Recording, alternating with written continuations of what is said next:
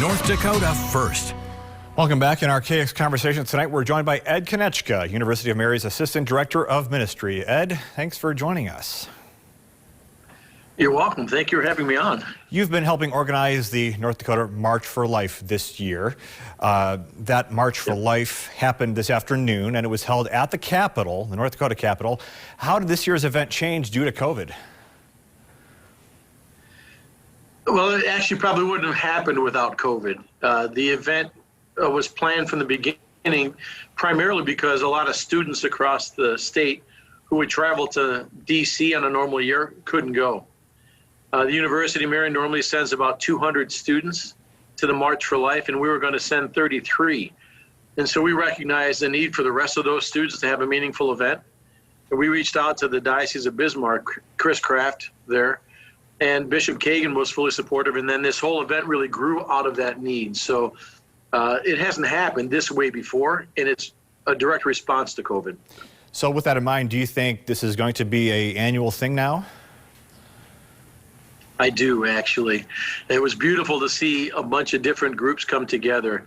The North Dakota Right to Life, a young lady named Sarah Heitkamp, the North Dakota Family Alliance, Policy Alliance, the Catholic high schools in the state, Shiloh Christian School, both Bismarck and Fargo Diocese. There was so much synergy, so much going on that a lot of people came together and invested in it and formed new relationships. And so I think that this is a thing that'll last. And I'm sure people were driving around the area, seeing everybody marching. How would you respond to those who ask, what do those who were marching hope to accomplish? Well, there's a twofold thing, I think, or maybe even threefold. First is to not be silent.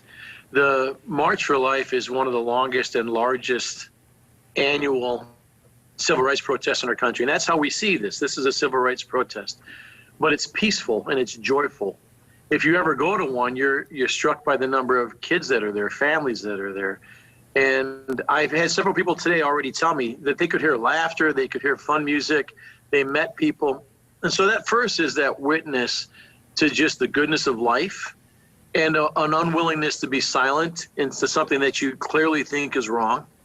The second piece, though, is that we really want to represent an attitude of love towards all. We recognize that some people disagree strongly on this opinion, and all we want to offer is we believe that what we believe, like our approach towards life, is loving towards children and towards adults. So that's the second piece. The third thing is the people who participate in the march become more deeply invested in the cause itself. And so there's a lot of young people who are pro-life, but when they have to make a sacrifice, make a journey, put something out of themselves, it strengthens that and makes them even more so. And we recognize that this issue isn't really won or lost in debates. It's won or lost one heart at a time. And so the March for Life's goal is one heart at a time to continue to change people, their hearts, to be more and more open and embracing of life. We'll have to leave it there. Ed Konieczka, thanks for your time.